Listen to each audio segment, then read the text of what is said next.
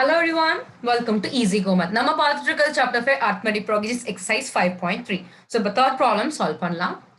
In an AP given A value கொடுத்துட்டாங்க, D value கொடுத்துட்டாங்க, AN கொடுத்துட்டாங்க. Find N and sum. So previous sum எப்படி இருந்துச்சோ அதே மாதிரி தான் இருக்கு. Correct? So givenல நமக்கு என்னென்ன இருக்கு? A, D, AN தான் இருக்கு. So AN வச்சு first N கண்டுபிடிப்போம். N கிடைச்சதுக்கு அப்புறம் SN கண்டுபிடிச்சிடலாம். Okay?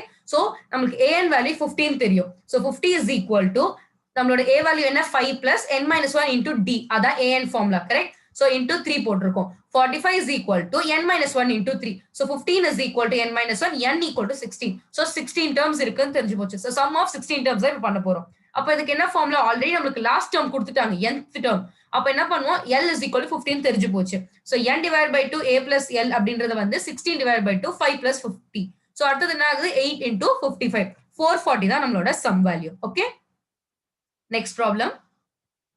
A equal to 7 கொடுத்துட்டாங்க 13th term 35 கொடுத்துட்டாங்க so n value கொடுத்துட்டாங்க 13 அப்படின்றது கரெக்ட்டா D தான் கண்டுபிடிக்கணும் so AN ஃபார்முலாலயே நம்ம திரும்ப யூஸ் பண்ணி D வேல்யூ கண்டுபிடிச்சிடலாம் 35 is equal to 7 plus 13 minus 1 into D D தான் நம்ம கண்டுபிடிக்கணும் அடுத்த ஸ்டெப்ல என்ன ஆகுது 28 is equal to 13 minus 1 into D so 28 is equal to 12D D value என்ன 7 by 3 so D இருக்கு நமக்கு Aவும் இருக்கு A 13 இருக்கு ஓகேவா டி கண்டுபிடிச்சிட்டோம்ல சோ அப்ப என்ன பண்ணலாம் நமக்கு n வேல்யூ 13 தெரிஞ்சு போச்சு சோ எல்லா கிவனுமே இருக்கு சம் மட்டும் கண்டுபிடிச்சா போதும் சம் வேல்யூ என்ன 13 டிவைட் பை 2 போட்டுருப்போம் a வேல்யூ 7 தெரியும் l ன்றது என்ன last term that is nth term 35 தெரியும் அதையும் நம்ம ஆட் பண்ணிடுறோம் ஸ்ட்ரைட்டா so 13 divide by 2 into 42 13 into 21 வந்து 273 இதான் sum of 13 terms next problem so third problem என்ன அப்படினு பாத்தீங்கன்னா a12 12th term value கொடுத்துட்டாங்க D கொடுத்துட்டாங்க சோ இது ரெண்டுமே இருக்கறனால n value 12 னு தெரிஞ்சு போச்சு நமக்கு first term தான் வேணும் A value அப்புறம் sum வேணும்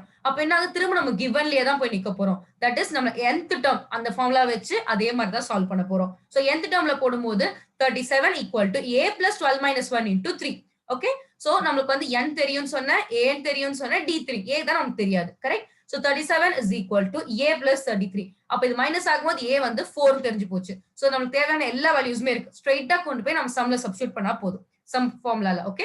n divided by 2 A plus L. So 12 divided by 2 4 plus 37. Okay.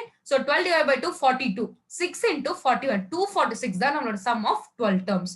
So I hope இந்த third sumல இருக்க 3 problems உங்களுக்கு இன்னைக்கு புரிஞ்சிருக்கும்னு நினைக்கிறேன். நம்ம அடுத்த வீடியோல மத்த ப்ராப்ளம்ஸை பார்க்கலாம்.